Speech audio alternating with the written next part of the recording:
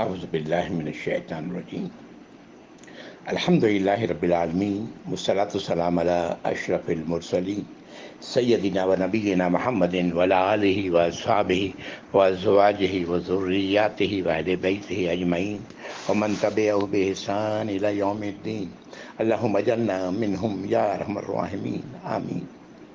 اعوذ باللہ من الشیطان الرجیم رب اشرح لی صدری ویسر لی امری واحلل عقدۃ من لسانی یفقہوا قولی۔ اللہم اجعل ھذا لوجہک الکریم لا ریاء فیہ ولا سمع یا رب العالمین۔ ربنا تقبل منا انک انت السمیع العلیم وتب علینا انک انت التواب الرحیم یا ارحم الراحمین آمین یا رب العالمین۔ السلام علیکم ورحمۃ اللہ وبرکاتہ۔ الحمدللہ ثم الحمدللہ، آج ہم لوگ انشاءاللہ سورۃ الصافات پڑھیں گے۔ یہ 182 آیات کی صورت ہے۔ یہ نام اس کا پہلی آیت کے ہی لفظ سے لیا گیا ہے۔ مکی صورت ہے اور اس صورت کو پڑھتے ہوئے اندازہ ہوتا ہے کہ کس قسم کے دل شکن حالات تھے اس وقت ایمان والوں کے، اور سب سے بڑھ کے نبی کریم صلی اللہ علیہ وسلم کے۔ اس کا کچھ اندازہ ہوتا ہے اس صورت کی آیات سے۔ مشرکین مکہ کے عقائد کا بھی پتہ لگتا ہے کہ وہ کس قسم کے عقائد رکھتے تھے۔ وہ اللہ کو بحیثیت رب تو تسلیم کرتے تھے، لیکن جو کچھ تھا وہ آج بھی اس صورت کو ہم لوگ اپنے لیے پڑھیں۔ آج اللہ رب العزت اس صورت کو ہمارے لیے ایسا ہی ہے جیسے یہ ہم پر نازل ہو رہا ہے، اور ہم بھی غور کریں کہ ہم کہاں کھڑے ہیں۔ اللہ تعالیٰ اس کی توفیق ہم سب کو عطا فرمائے، اپنی اصلاح کی توفیق عطا فرمائے ہر وہ شخص کو جو اپنے آپ کو مسلمان کہتا ہے، اور صحیح راستے پر آنا نصیب فرمائے، آمین یا رب العالمین۔ اعوذ باللہ من الشیطان الرجیم، بسم اللہ الرحمن الرحیم۔ والصافات صفا فالزاجرات زجرا فالتالیات ذکرا۔ اس سورت کی 3 آیات میں نے تلاوت کی۔ ان تینوں آیات میں قسم ہے۔ اللہ رب العزت قسم سے بات شروع کر رہے ہیں، اور یہ قسمیں کن باتوں پر کس کی قسم کھائی گئی، ترجمہ ہے ان آیات کا۔ پہلی آیت کا ترجمہ ہے، قسم ہے ان کی جو صف بناتے ہیں جیسے کہ صف بنایا جاتا ہے۔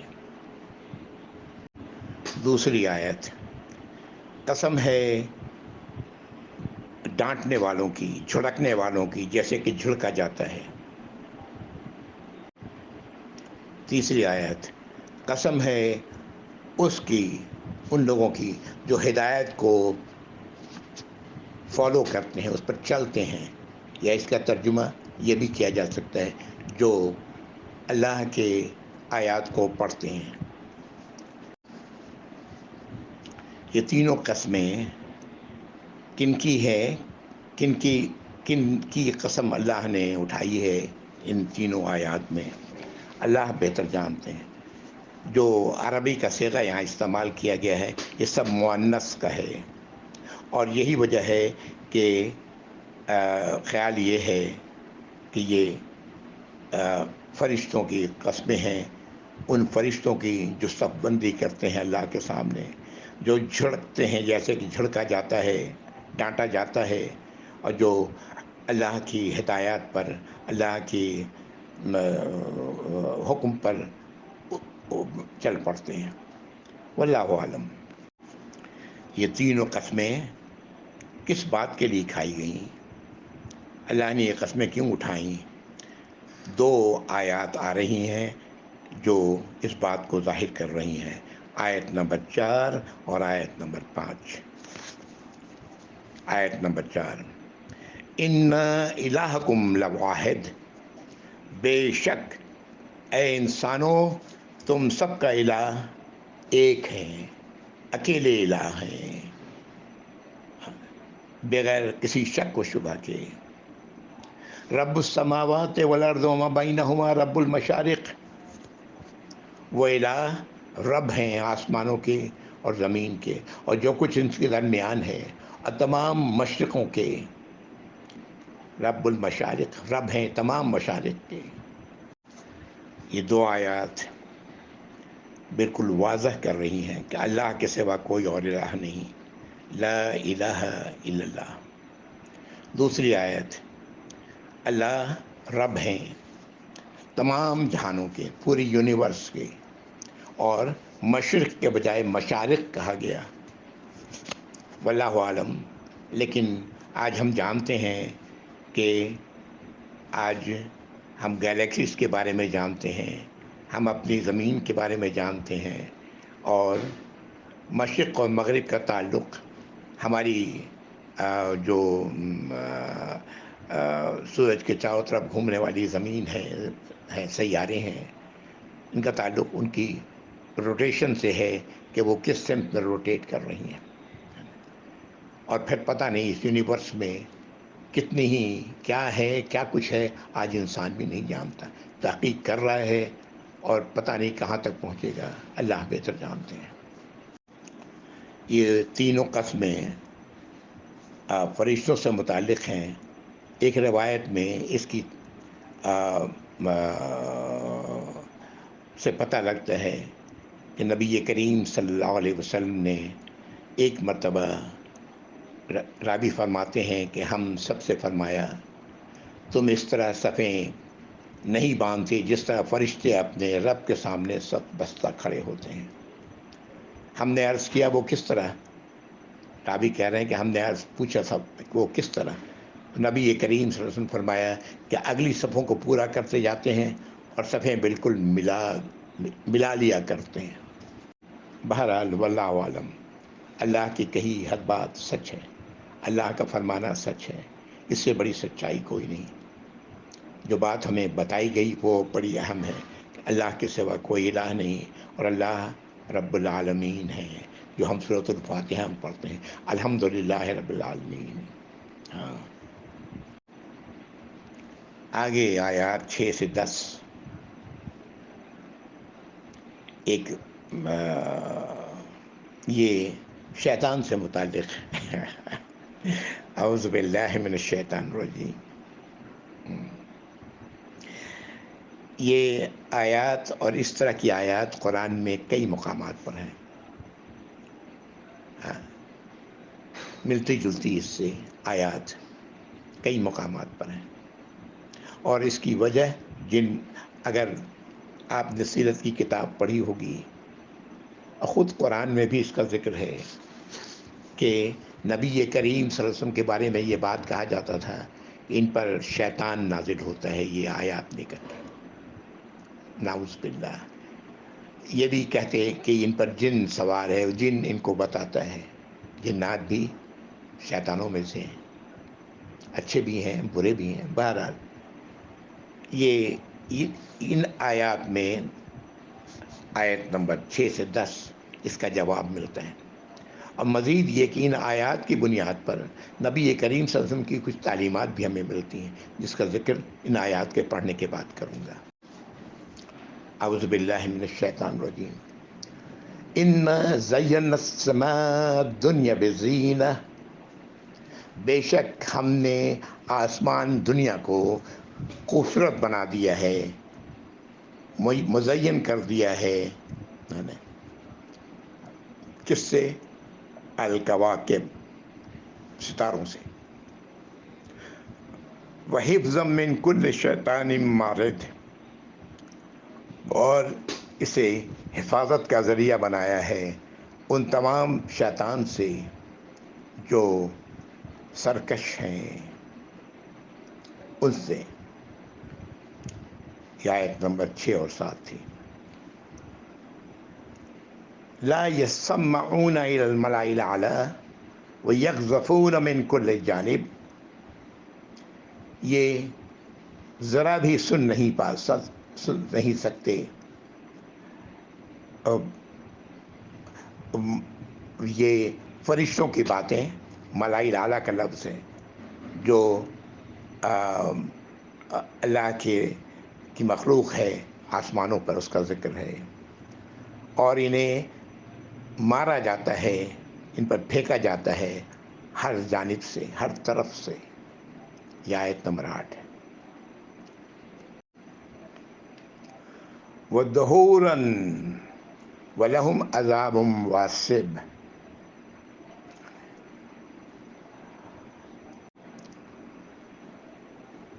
اور انہیں بھگایا جاتا ہے،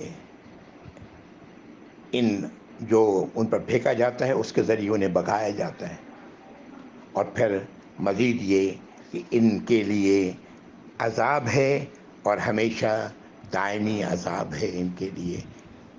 اشارہ ہے شیطانوں کی طرف۔ آیت نمبر 10، اِلَّا مَنْ خَطِفَ الْخَطْفَةَ، سوائے اس کے کہ جو اچک لیتا ہے کچھ اچک لینا، فَاتَّبَعَهُ شِهَابٌ ثَاقِبٌ، تو پھر اس کا پیچھا کرتا ہے دہکتا ہوا شعلہ۔ یہ آیت نمبر 10 ہے۔ ان آیات کو جو ابھی آیت نمبر 6 سے 10 تک ہم لوگوں نے پڑھا، اس کو جس طرح میں سمجھتا ہوں کہ اللہ تعالیٰ فرما رہے ہیں کہ آسمان دنیا کو ستاروں سے ہم نے سجا دیا ہے۔ ہم دنیا سے آج جو آسمان دیکھتے ہیں وہ ستاروں سے بھرپور نظر آتا ہے۔ یہ حفاظت کا سامان ہے ہر اس شیطان کے لیے جو سرکش ہے۔ یہ کچھ بھی نہیں سن سکتے اوپر کی فرشتوں کی باتوں کو، ان پر ہر طرف سے پھینکا جاتا ہے انہیں بھگانے کے لیے دہکتا ہوا شعلہ، اور ان کے لیے اگر یہ کچھ اچک لیتے ہیں تو ایک دہکتا ہوا شعلہ ان کا، یعنی کوئی بات اچک لیتے ہیں، کوئی بات معلوم کر لیتے ہیں تو ان پر شعلے پھینکے جاتے ہیں، اور ان کے لیے عذاب ہے دائمی۔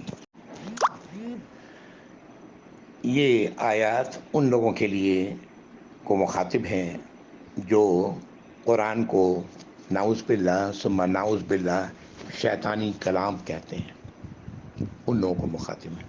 اس زمانے میں جو لوگ تھے ان کو مخاطب تھی، آج شاید ایسے لوگ ہوں، واللہ عالم، اور ہوں گے یقیناً۔ آج انسانوں کو یہ بات بتائی جا رہی ہے، ایسے تمام لوگوں کو۔ یہ روایات ہیں جن سے پتہ لگتا ہے کہ جب قرآن کا نزول شروع ہوا تو ان جناتوں کو جو آسمان میں کے قریب جا کر کے خبریں وہاں سے چرایا کرتے تھے، فرشتوں کی آپس کی گفتگو، وہاں سے انہیں جو خبریں ملتی وہ اسے لے کے آتے، اور لا کر کے جو مستقبل کا حال بتانے والے انسانوں میں کاہن یا دوسرے نجومی، ان کو یہ ستاروں کا حال بتانے والوں کے کو وحی کرتے، اور پھر ان میں ایک صحیح بات کے ساتھ 10 جھوٹ ملا کر وہ لوگوں کو بتاتے۔ یہ باتیں کہاں سے معلوم ہوئیں؟ اللہ کے نبی صلی اللہ علیہ وسلم نے بتایا۔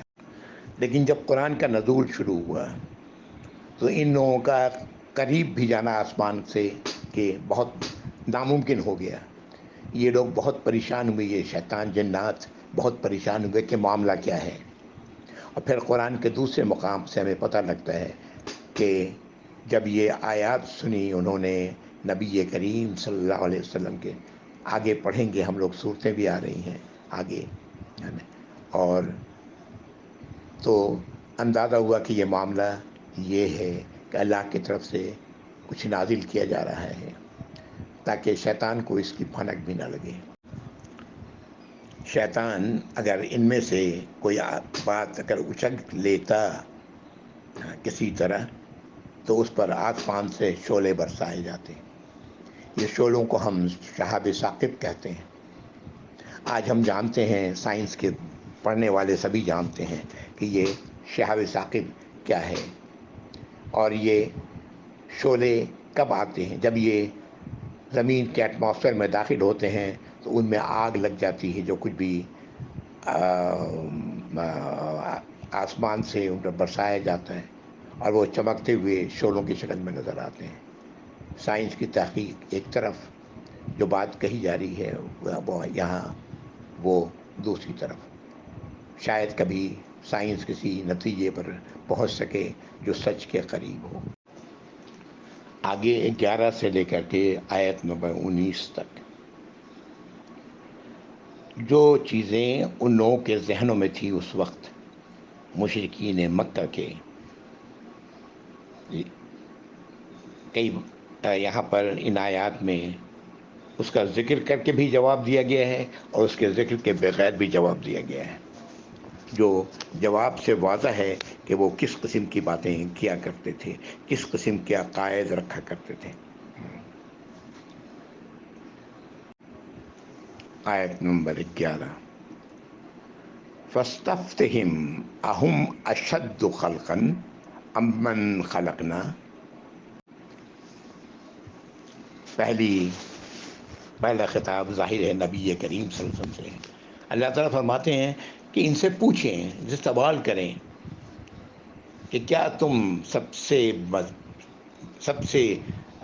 شدید، سب سے قوی مخلوق ہو، یا وہ جس نے تمہیں بنایا ہے؟ اللہ تعالیٰ کہہ رہے ہیں ان سے سوال کریں، ان سے پوچھیں، کیا وہ لوگ سب سے شدید، سب سے طاقتور مخلوق ہیں، خلق ہیں، یا جس ہم نے انہیں بنایا ہے؟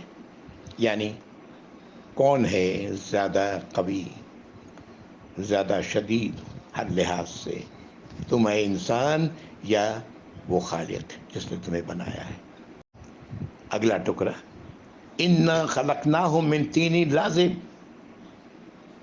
بے شک ہم نے تو ان تمام لوگوں کو بنایا ہے لیسدار مٹی سے۔ آیت 12، بل عجبت ویسخرون، بلکہ آپ تو تعجب کر رہے ہیں اے نبی صلی اللہ علیہ وسلم، آپ حیران ہو رہے ہیں یہ بات سن کر کہ مٹی سے بنایا ہے، اور یہ لوگ ہیں کہ اس کا مذاق اڑا رہے ہیں۔ اس آیت کو پڑھتے ہوئے جو بات میرے ذہن میں آئی، اور آپ اس سے اتفاق کریں گے کہ اللہ تعالیٰ فرما رہے ہیں کہ نبی کریم صلی اللہ علیہ وسلم کو جب اس بات کا پتہ لگا کہ ہم انسان بنے ہیں مٹی سے، ایک لیسدار مٹی سے اللہ نے ہمیں بنایا ہے، تو آپ حیران ہوئے ہیں، آپ نے تعجب کیا ہے، جبکہ دوسروں نے، لوگوں نے اس کا مذاق اڑایا ہے۔ اس سے یہ پتہ لگتا ہے کہ انسان کی تخلیق مٹی سے جو اللہ رب العزت نے کی ہے، یہ شاید وہ پہلی آیت ہے اس حوالے سے جو اللہ نے نازل کی ہے۔ قرآن کے بہت سارے مقامات پر اس کا ذکر ہے، لیکن یہ شاید یہ پہلی آیت ہے، تبھی اللہ نے یہ بات فرمائی یہاں پر کہ آپ تو حیران ہو رہے ہیں، آپ تعجب کر رہے ہیں، اور یہ لوگ ہیں کہ اس کا مذاق اڑا رہے ہیں کہ واہ، ہم لوگ مٹی سے بنائے گئے ہیں، نعوذ باللہ۔ آیت 13، وَإِذَا ذُكِّرُوا لَا يَذْكُرُونَ، اور جب انہیں نصیحت کی جاتی ہے ان لوگوں کو تو یہ اسے قبول نہیں کرتے۔ جب ان کو کوئی بات بتائی جاتی ہے، اچھی بات بتائی جاتی ہے اللہ کی طرف سے، اللہ کی آیات کے ذریعے، تو اسے یہ لوگ قبول نہیں کرتے ہیں۔ آیت نمبر 14، وَإِذَا رَأَوْا آیَةً يَسْتَسْخِرُونَ، اور جب یہ کوئی نشانی دیکھتے ہیں تو اس کا مذاق اڑاتے ہیں، یا جب اللہ کی طرف سے کوئی ہدایت آتی ہے تو اس کا یہ مذاق اڑاتے ہیں۔ دونوں باتیں درست ہیں، لفظ آیا استعمال ہوا ہے۔ آیت 15، وَقَالُوا إِنْ هَٰذَا إِلَّا سِحْرٌ مُّبِينٌ، اور یہ لوگ کہتے ہیں کہ نہیں ہے یہ مگر یہ کھلا کھلا جادو۔ اگر کوئی نشانی، کوئی معجزہ آپ صلی اللہ علیہ وسلم کے ہاتھوں، بہت سارے معجزات ہیں جو آپ صلی اللہ علیہ وسلم کے زمانے میں آپ پر نازل ہوئے ہیں، ایک دو نہیں، کئی ہیں ایسے واقعات، ہمیں اس طرح کا معجزہ تو آپ کو نہیں دیا گیا جیسا کہ موسیٰ علیہ السلام کو دیا گیا تھا یا دوسرے انبیاء کو ملا ہوگا. لیکن جب بھی ایسی کوئی چیز انہیں نظر آتی تو کہتے کہ یہ جادو ہے. خود یہ اللہ کے کلام کو جادو کہتے ہیں. اللہ کی آیات جو نازل ہو رہی ہیں وہ جادو کہتے ہیں، اس لیے کہ یہ لوگوں کو، ان کے لوگوں کو بہکا کر ان کے عقائد سے ہٹا دیتی ہیں. ایسے لوگ جو ایمان لائے اس وقت اللہ کی آیات کو سن کر کے اور اسے تسلیم کیا. آیت 16 اَإِذَا مِتْنَا وَكُنَّا تُرَابًا وَعِظَامًا أَإِنَّا لَمَبْعُوثُونَ. یہ ہے دوسری تعجب خیز بات ان کے لیے کہ کیا ہم جب مر جائیں گے، مٹی ہو جائیں گے، ہڈی ہو جائیں گے، تو کیا ہمیں دوبارہ اٹھا لیا جائے گا، دوبارہ زندہ کیا جائے گا؟ کیا بات کرتے ہو. نعوذ باللہ. یہ ان کے اعتراض، ان کا بڑا اعتراض تھا. سب سے بڑا اعتراض آج بھی ہم مسلمانوں میں بھی، جو اپنے آپ کو مسلمان کہتے ہیں، پتہ نہیں کتنے لوگ ہیں کتنا یقین رکھتے ہیں اس بات پر. اگر وہ یقین رکھتے ہوتے تو آج ہم جھوٹ نہیں بول رہے ہوتے، لوگوں کو دھوکہ نہیں دے رہے ہوتے، لوگوں کے ساتھ بے ایمانیاں نہیں کر رہے ہوتے، ہاں، عہد کی پامالی نہیں کر رہے ہوتے. واللہ عالم کیا کیفیت ہے اللہ بہتر جانتے ہیں. لیکن یہاں یہی بات کہی جا رہی ہے کہ وہ صاف لفظوں میں یہ بات کر رہے ہیں کہ کیا ہم ایسی حالت میں دوبارہ زندہ کیے جائیں گے. آیت نمبر 17 اوآباؤنا الاولون.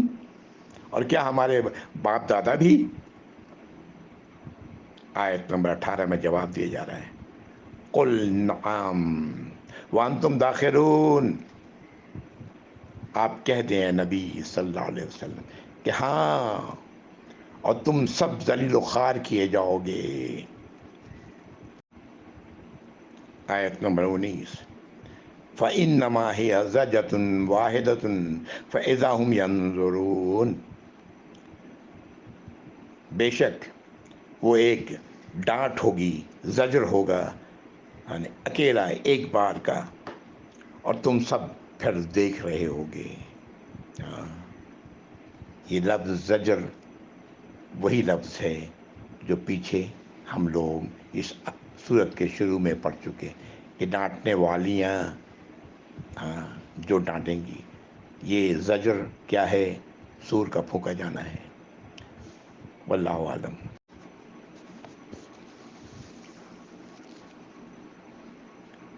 آیت نمبر 20 سے 26 تک وہ نقشہ ہے جو سور کے پھونکے جانے کے بعد، اس ڈانٹ کے بعد، اکیلی جو گرج ہوگی، اس کے بعد جو نتائج برآمد ہوں گے، اللہ رب العزت ان آیات میں بیان کر رہے ہیں.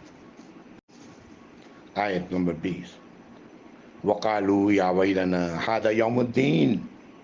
اس وقت یہ لوگ کہیں گے ہائے ہماری خرابی، یہ تو یوم الدین ہے، فیصلے کا دن ہے. جو کچھ کیا ہے اس کی جواب دہی کرنی ہوگی. جواب ملے گا ھذا یوم الفصل، یہ ہے فیصلے کا دن. الذی کنتم بہ تکذبون، یہ وہ دن ہے جس کا تم سب جھٹلایا کرتے تھے. تمہیں یقین نہیں تھا، تم مانتے نہیں تھے، انکار کر دیتے تھے، جھٹلاتے تھے. یہ آیت نمبر 21 ہے. آیت نمبر 22 احشروا الذین ظلموا وازواجہم وما کانوا یعبدون. حکم دیا جائے گا، اللہ تعالیٰ حکم دیں گے اکٹھا کرو، جمع کرو ان تمام لوگوں کو جو ظالم تھے، اور ان جیسے تمام لوگوں کو، ازواجہم، ان جیسے تمام لوگوں کو، اور انہیں بھی جن کی یہ عبادت کرتے تھے، جن کی یہ اطاعت و فرمانبرداری کیا کرتے تھے. یہ نہ صرف وہ لوگ جو اللہ کے سوا دوسرے الہوں کی اطاعت و فرمانبرداری کرتے ہیں، وہ، بلکہ جو لوگ ان کی طرف لے جانے والے ہیں، یا جو لوگ اپنے آپ کو الہ کہنے والے ہیں، ان سب کو اکٹھا کرنے کا حکم اللہ تعالیٰ دے رہے ہیں۔ آج جو لوگ بھی اس امت کے لوگوں کو گمراہی کے راستے پر دوسرے الہوں کی طرف لے جانے والے ہیں، انہیں ہوش میں آنا چاہیے، اور جو جا رہے ہیں اس پر عمل کر رہے ہیں انہیں بھی ہوش میں آنا چاہیے۔ اللہ تعالی ہم سب کو یہ ہوش عطا فرمائے، آمین یا رب العالمین۔ آیت نمبر 23، من دون اللہ، اللہ کے سوا، الہ تو اللہ ہے اکیلے، اللہ کے سوا جن کے ساتھ جن کو بھی انہوں نے الہ بنایا ہوا تھا، فہدوہم الی صراط الجحیم، تو انہیں دکھاؤ راستہ کس کا؟ جہنم کا راستہ، انہیں جہنم کا راستہ دکھاؤ۔ یہ فرشتوں کو حکم دیا جائے گا کہ یہ دیکھو، یہ وہ راستہ ہے جس پر تم نے ابھی جانا ہے۔ مزید کہا جائے گا وقفوہم انہم مسئولون، انہیں روک کے رکھو، بے شک یہ وہ لوگ ہیں جن سے سوال کیا جانا ہے۔ ہاں، ایسے نہیں پورے اطمینان کے ساتھ تم جہنم میں داخل ہو گئے ہیں۔ لوگوں، تمہیں اپنی حرکتوں کا پوری طرح پتہ لگ جائے گا کہ کیوں تمہیں جہنم میں داخل کیا جائے گا۔ آیت نمبر 26، بل ہم اليوم مستسلمون، بلکہ اس دن تو ان لوگوں کی حالت یہ ہوگی کہ انتہائی فرما برداری سے پیش آ رہے ہوں گے، انتہائی فرما بردار بنے ہوں گے، جو حکم دیا جا رہا ہے اس کے مطابق عمل کر رہے ہوں گے۔ آیت نمبر 27 سے آگے اللہ رب العزت اس دن کا ایک اور نقشہ سامنے رکھ رہے ہیں کہ کیا حالت ہوگی۔ آیت نمبر 27، وَأَقْبَلَ بَعْضُهُمْ عَلَىٰ بَعْضٍ يَتَسَاءَلُونَ، اس دن ان لوگوں میں سے بعض دوسروں سے کی طرف مخاطب ہوں گے اور ان سے سوال کریں گے، ان سے کہیں گے قَالُوا إِنَّكُمْ كُنْتُمْ تَأْتُونَا عَنِ الْيَمِينِ، کہیں گے کہ بے شک تم وہ لوگ ہو جو ہماری طرف آتے تھے داہنی طرف سے، یعنی ایک ایسی طرف سے کہ میں تمہاری بات کو مانوں۔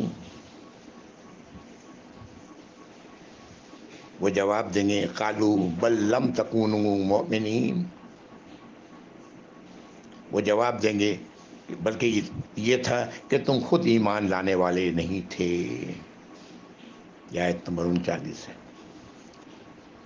آگے وہ مزید کہیں گے وما کان لنا علیکم من سلطان، اور ہم لوگوں کے پاس تم پر کوئی اختیار تو نہیں تھا، بل کنتم قوما طاغین، بلکہ تم لوگ تو خود ہی سرکش لوگ تھے۔ اگلی آیت، آیت نمبر 31، فحق علینا القول ربنا ان لذائقون، تو ہم پر سچ ہو گئی ہمارے رب کی بات، بے شک ہم لوگ چک کے رہیں گے کس چیز کو؟ جہنم کا مزہ۔ استغفر اللہ۔